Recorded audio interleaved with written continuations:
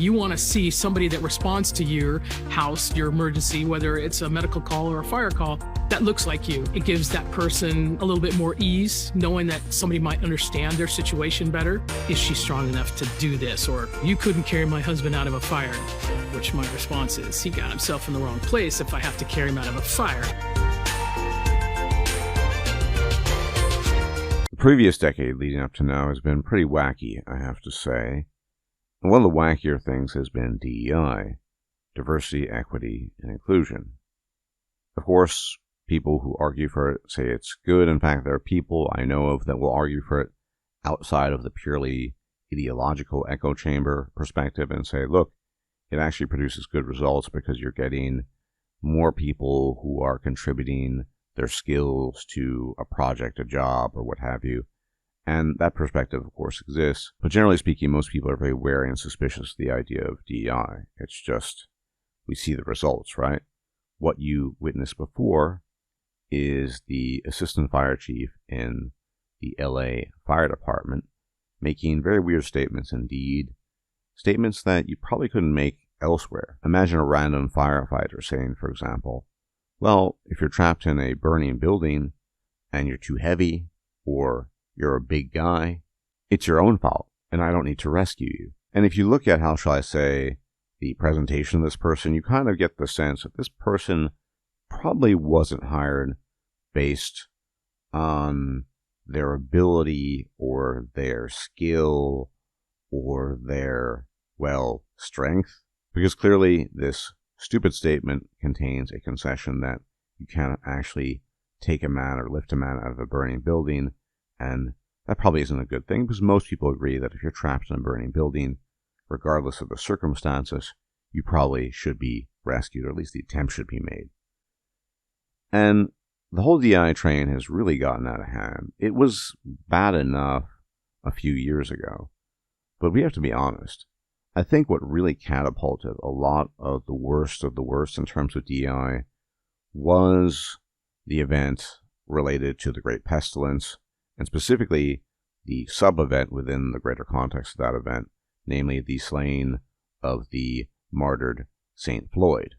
After St. Floyd had been slain, the entire country of the United States, and not just the US, Canada, and even Europe, I've mentioned to you on several occasions that you can sometimes see murals of St. Floyd on the walls of various places in Europe. And that led to a new perception of things, a new revision, if you will, of how DEI ought to be implemented.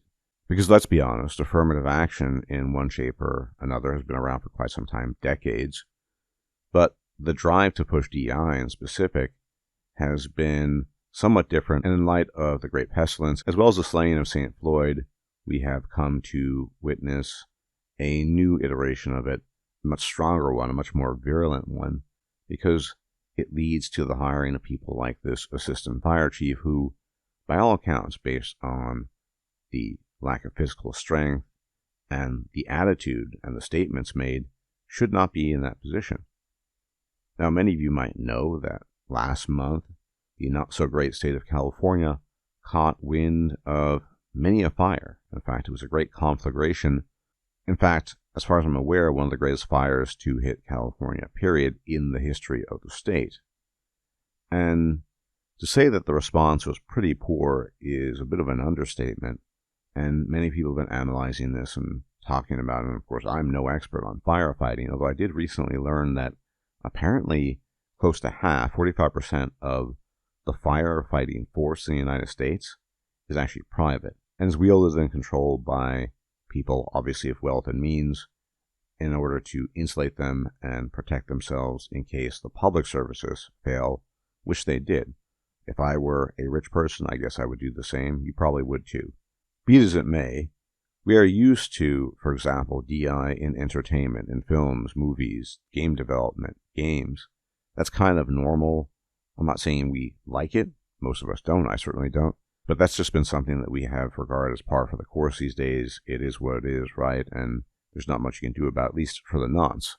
However, when you look at some of these other more serious issues revolving around, say, defunding the police potentially, or having people working at the fire department that are not qualified, and not just not qualified, but actively hostile to the principles and ethos of being a firefighter, then it really raises questions. I know some people that are worried about flying and airplanes because what if you have DEI involving pilots? Well, that's probably a bad thing because as far as I'm aware, and I'm definitely no expert when it comes to commercial flying, a lot of it is automated. That is to say, the process of flying the airplane, but you still need competence, you still need the training, etc., etc. And imagine being up in the air that high up and you happen to be a DEI hire who's not competent. You're literally taking hundreds of lives into your hands and potentially risking them in an extremely serious manner. A couple of years ago, I talked about the University of Pennsylvania School of Medicine and how they're pushing for DEI and what have you. So there are a lot of sectors and domains in life, in the economy, that you really can't afford to have diversity hires for because it's obviously very dangerous. Flying, firefighter, doctor, among others. And that's how things have changed, I would say, in the last 4 or 5 years in the wake of the slaying of St. Floyd. Just because people really allowed their ideology to get to their heads, and now people are slowly but surely paying the price for it. Not just in terms of their lack of entertainment. We've all been suffering from a lack of entertainment when it comes to some of the things we used to enjoy back in the day, say 20 years ago, maybe 15 years ago. But now lives are being put at risk and many important outcomes are being jeopardized. I think it goes without saying that for an important position like a firefighter, a doctor, a pilot, you really have to focus on competence and you cannot allow your ideology to catch up to you. Now, in the wake of all of this, President Trump, aka Trump, has been pretty busy, right? Say what you want about him. He's been pretty busy, and by the lights of some people's accounts and by their claims, DEI is sort of going away because he is doing what he can to get rid of it. He's doing what he can to combat it and to basically reverse a lot of the DEI progress that has infected the landscape. And that is probably a good thing, ultimately. The problem here, I see long term, is how long will this last? Because the reality is that politics is almost always a pendulum, right? And I would argue that the pendulum over the last 10 years in specific, but really over the last 30 years, because you have to look at the big picture, has swung so far left, generally speaking, that whatever you do in the 4 years of your office, which is what Trump has, you can only do so much. So you can push back at it. You can try to reverse some of the damage done. You can add new initiatives that will decrease the likelihood of DEI. And let's say that works, hypothetically. For the nonce, for the time being, what happens in the future? Because with the political pendulum, it always swings back one way or another. And the overwhelming direction things have gone in, and I say this as a centrist, has been left-wing. The intensity of the previous 10 years, and specifically the intensity of the last 5 years, it's very eye-opening, very obvious. But even before that, decades before that, that was the general direction. Things have moved from a more grounded, centrist, or even conservative perspective to increasingly progressive perspective of the world. There are a lot of reasons for this. I've talked about this many times in separate videos. For example, the nature of civilization itself, the safety and relative comfort of a civilization, and how that produces essentially people who are more inclined to look at things from a progressive perspective for ideological reasons, because the safety of said civilization allows them to do so. But let's just say Trump is successful in his endeavors, and for the time being, DEI becomes a thing of the past, or mostly a thing of the past, because private institutions are still very much going to do this thing. Well, that's all well and good, but in light of the pendulum swing, because you have to think about this aspect too, what do you think all the progressives are doing right now? What do you think about all the individuals out there who really, really dislike Trump? I don't really care about Trump. I just feel, meh, he's a politician and he's got a big ego, but whatever. But there are people that are ideologically opposed to him. They really dislike him for ideological reasons. And remember the pushback and the resentment and the anger back in 2016, the nonstop talk about Trump and the fact that Trump was being posited as a fascist and the usual claptrap that you hear from these people. How much worse is it going to be now in light of all the initiatives that he's put forth, in light of all the things he's trying to do to get rid of all the quote-unquote progress that has been made by progressives? No, as I said in a previous video, people are not interested in compromise, and the primary thing that I've observed with a lot of these people, especially progressives, the primary MO basically is vengeance. There's this perception that history has a very directed force behind it, and it's been intentional, and that things happen for very specific reasons, and there's a kind of unbroken line of continuity from the past until the present.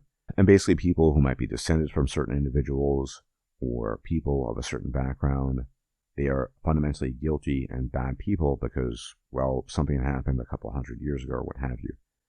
A lot of this is recency bias. I might make a separate video about this because so much of what I observe is recency bias. But for now, I can tell you that my observations of ultra-progressive people tell me that in addition to their ideology, they're very much about vengeance. They are on a crusade to get revenge against the wrongs that they perceive to exist in the world. Some of these wrongs might actually be legitimate, some might not be. But the point is, they perceive certain things and they want to take revenge. And it doesn't matter if they drag all of society down with them into the dregs. It doesn't matter if they ruin everything they touch in the process, be it entertainment, or the ability to efficiently fight fires, or for that matter, have safe commercial air flight. They don't care as long as their ideology gets pushed through. And what Trump is doing now with his initiatives is making them even angrier and angrier. And they might go into hiding for now, and they might be in hiding for now, and they might be in the decline for now. But they will come back. And they will come back with a vengeance, no pun intended. Progressives, in addition, as I said, to their ideology, are obsessed with this idea of getting revenge on quote-unquote bad actors and punishing the world, sometimes punishing people simply for existing. This has been my observation for years after having conversed with them and observed them. That's really what they want. They want revenge, and they will have it. Once Trump leaves office, assuming a Democrat gets elected, which is very likely given how the pendulum works, what do you expect then? You're going to expect more of the DEI, much more of it. It's going to be doubled down on.